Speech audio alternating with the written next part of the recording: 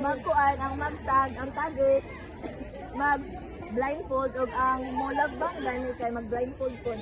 Ang the rest na members sila ang mo kuan kanang mag-guide para makalusot ang kuan ang kibali day ikaw taggers ka naka blindfold ang imong buhaton ana ra ka walay mo guide sa imo ha ang kani isla naka blindfold mo guide ang the rest.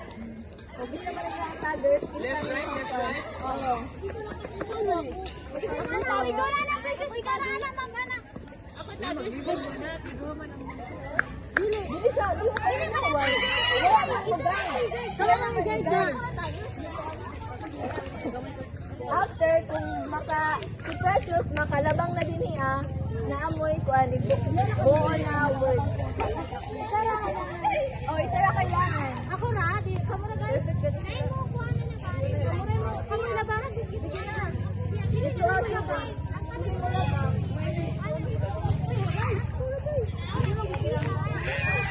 Ayaw mo pag-apik-apik dira kaya kung ano na buwang. Hindi na dyan. Bistud ka pag-yaya dira anak.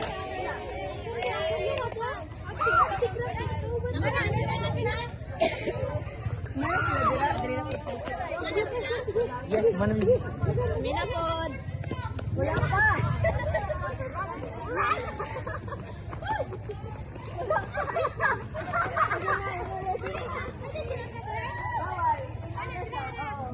Sige na,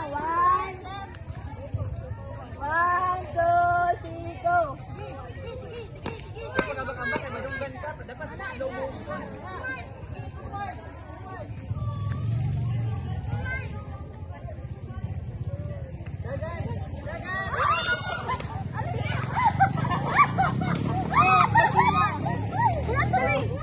Kamu man tayo ng ay para madali. Ano ni? Oh. Number 1 is Bogbi lang pala. Practical, ano, dili di ay. Executive order. Partial? Partial? Kani? Administrative. Full. Para sila ito ami sa in Paul Transitional? Transmitting. positioning. Full transitioning. Transmission? Walay ano ni? Sa pag transmission? Full. Oo lagi way Full. Instrument. Menstruation? Full instruction. Tama. Ha? Sabi sa name. Full. Full streaming. Streaming. Streaming. Naay taggers, og naay mo, kuan ka, pagya mo sa gitna, magpili mo kung kinsa ang mudakop o ang mulabang. Isa man ang mudakop. Kasi mulabang day. Inani, dina ang taggers, dito ang mulabang. Unya ang the rest na members, sila ang mugide atong mulabang gani kay para. Wala Oo, ana. siya madakpan niya. O dapat di madakpan ni kinsa. Wala man siya kuan pod kana ang walay mo guide sa iya, yung guide na kung kinsa Pag ang madakpan, pag madakpan. bantay mo sa ako. Ikaw mo labang o may magbantay. Ikaw ang mo labang na lang. Dili. Ikaw siyang mulabang na ang lahi din ang mabantay. Ikaw nila. Nagbili ko mo dito. Pirata natin si Krisha ang taggers kay Si Krisha lang mulabang. Masig, para baka naana niya, baka makalusot ra ang gamay. Ikaw. May lugar sila duha. Inyo man mo, kuan i-guide man pod. I-guide siya ang i-guide na left. Wala pa mo dakop. Ikaw ang mudakop. Unsa ra man ay ayan ang panay mo Padakpan. Kuan ang point. Dili mag-class na ko. Ay gani padakop isa. Di na mo pili kay na para by kuan man ni baya siya 40 points. Kay 10. Wala ko nagbalog time dai kay para makakuan mo. Basta ma-efficient. Dili lang dagi sala ang kuan mulabang. Isa lang ang mulabang. Wala. Ready na? Ready na? 1, 2, 3. Go! Hindi ako aling. Dapat maligay ko. Go!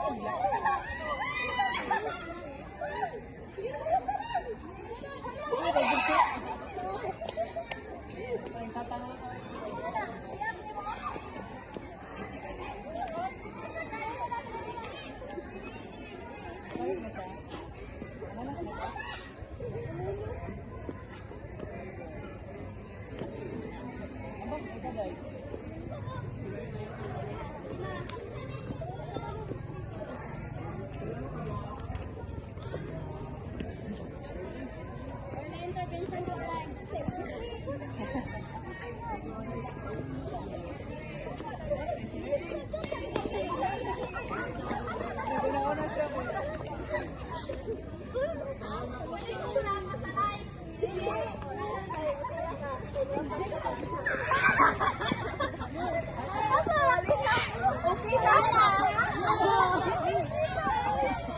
Ang plano namin ng direct-direct, mayroong Ikuan ang jumbled word. O, ayun na muna pa. Ikuan ang jumbled word. Magkomik isa-isa. Full. Gani L. Partial. Saan eh? Tama. Sumpay na. O, sumpay na dahil. Management. Ay, sabi ko, nangakuha-kuhan ba nagkataon? Wala yun. So, gani L? Ay. Full. Executive. Orders. Orders. Tama. Full. Mo ba na? Pares naman na. Administrating. Wala nga. Di. Ano sa NG. Kaya sa O, pahirata. Isa man lang. Pero naalang. Full. Full. Assimilating. Assimilating. Administrating. Walang ID. Wait lang. Full. Word. Nag-blur akong mata. Trans manager. Itong ko ni bayawa gay na. Kapit ni bayawa. Trans managing. Namay duha ka M. Managing. Isa man. Wala ako dito. Full.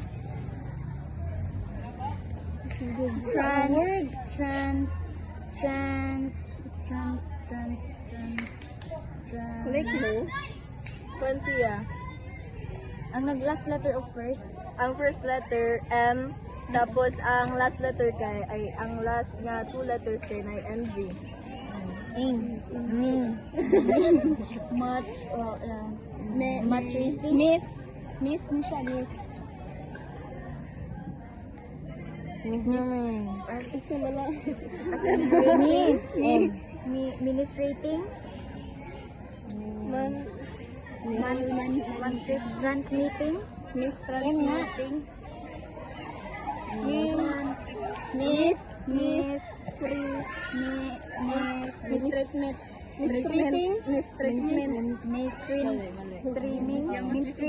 Mainstreaming. Oh, tama. Full mainstreaming. Mainstream. Ay, Mainstream.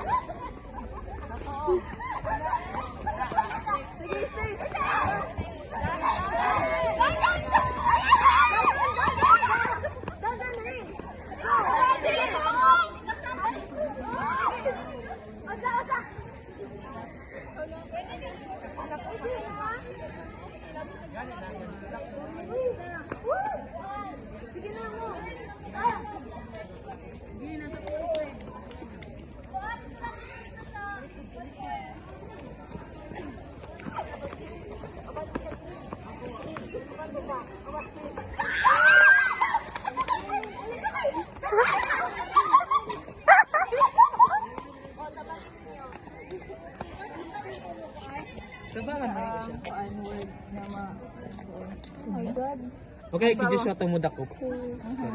Full.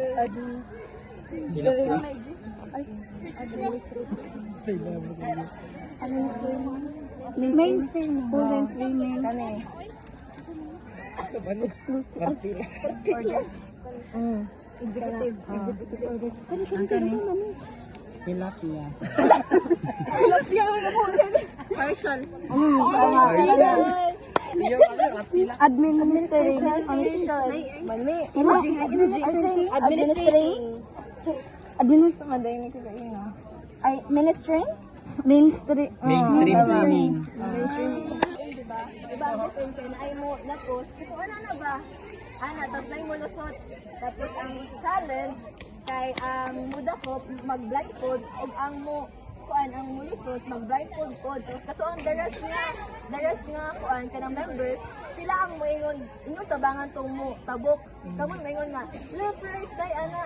Hantod sa Right ni ha, right. isa man ang kwan. Joshua, ikaw ang isa may target. Maguman na pag makadabog na si Joshua sa katunay, kato sa ako namoy ikuan na word. Go na. Left ni ha, ay right ni, tapos left ni rin.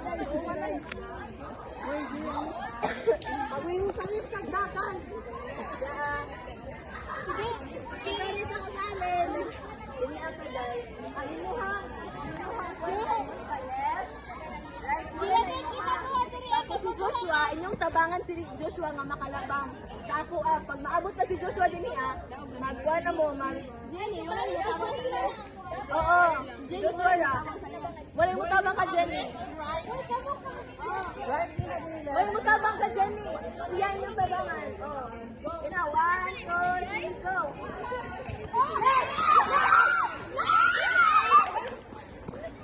Sige pa, sige pa. Sige pa, Michelle! Michelle! Anong pinakauna? Partial. Full. All mainstreaming. Mainstreaming. Mainstreaming. Executive orders. Mana? Mana to? Yay! Thank you, Dad. So good afternoon again, everyone. Today, let's discuss the process of inclusion, the Philippine model. The Philippine inclusion model. It is an approach of education that ensures learners with disabilities receive quality education tailored to their individual needs. Instead of one-size-fits-all system, this model offers personalized placement option to help learner thrive. These options include the regular classroom. So learners with disabilities join mainstream classes alongside their peers without disabilities. This promotes social interaction and inclusion. So, moto ko, regular classroom nakatan gihapon ang naay mga disabilities sa regular class. And then the second, the resource rooms. The learners attend regular classes but receive additional support in a separate room where they get specialized instruction or assistance. So after sa regular classes, na sila additional support or additional na kuan ka na ang subject for sa ilaha ganing kuan ka na ang disabilities kung na sila or deaf tapos kuan ka na ang blind sila na sila kuan ka na ang visual impairness impairment and the third one, the special classes. Learners are grouped in smaller classes designed specifically for those with disabilities focusing on their unique learning.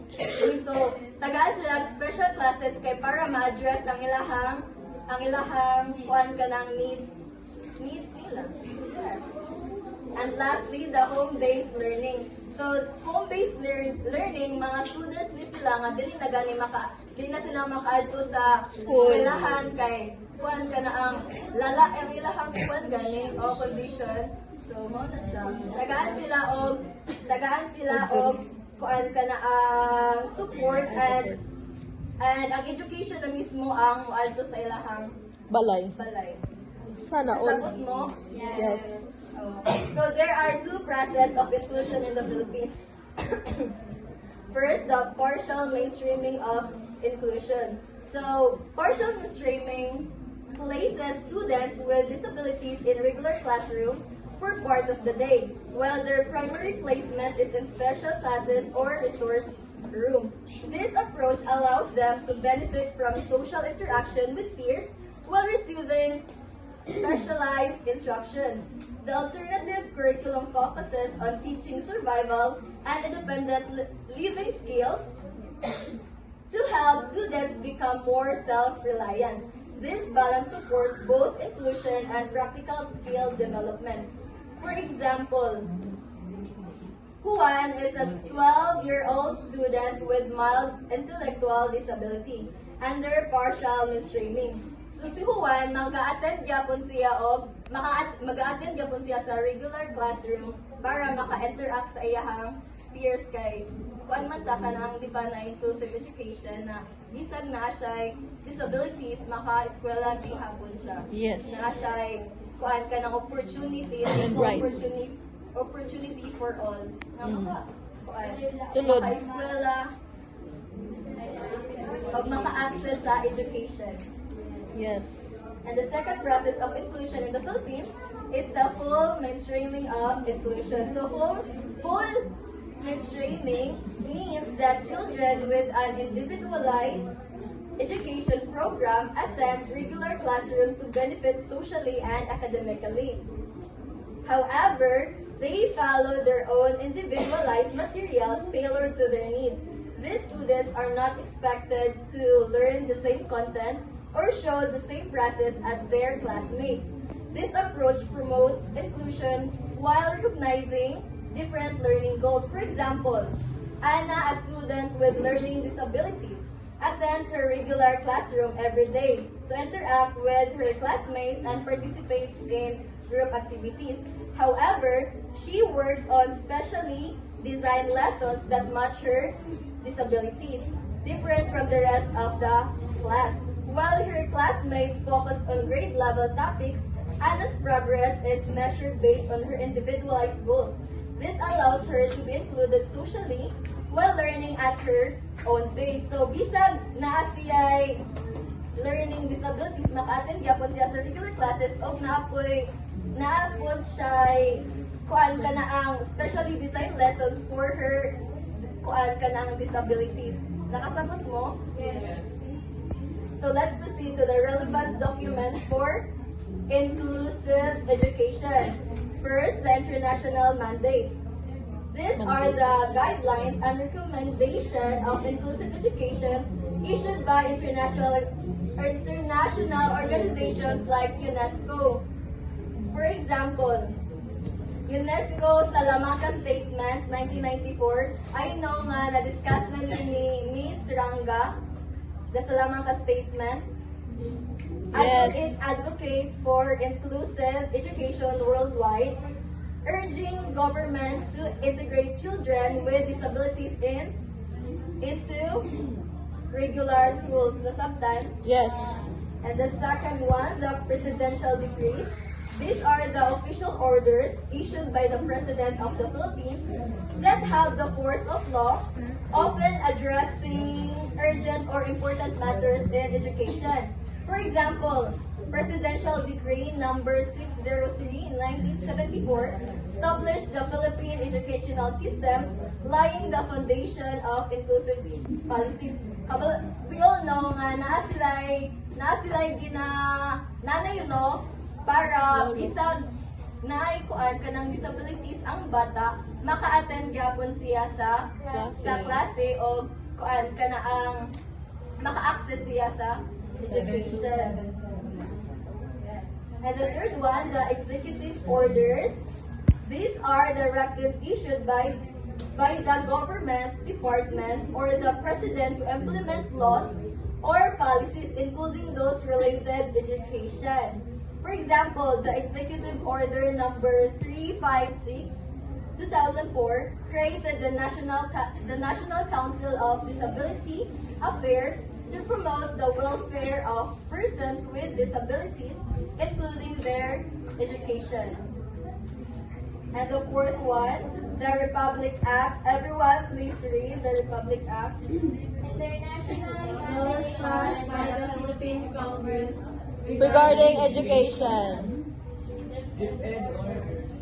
Orders issued by the Philippine Department of Education. So the example of Republic Act number 10533 or the Enhanced Basic Education Act of 2013 supports inclusive education by mandating the integration of learners with special needs. And lastly, the DepEd orders. These are the official orders issued by the Department of Education to implement policies, programs, and guidelines in school. For example, the Department of Education Order Number 32 Series of 2012 provides guidelines on the implementation of the Special Education or the SPED program for learners with disabilities. So, di ba, na-implement naman makakuan mo sa public, di ba, na ay mga SPED na kuan ka na sila classroom build na kanaang gina-support o ginatagaan sila o kanaang pagtagan. Yeah. That's all. Thank you.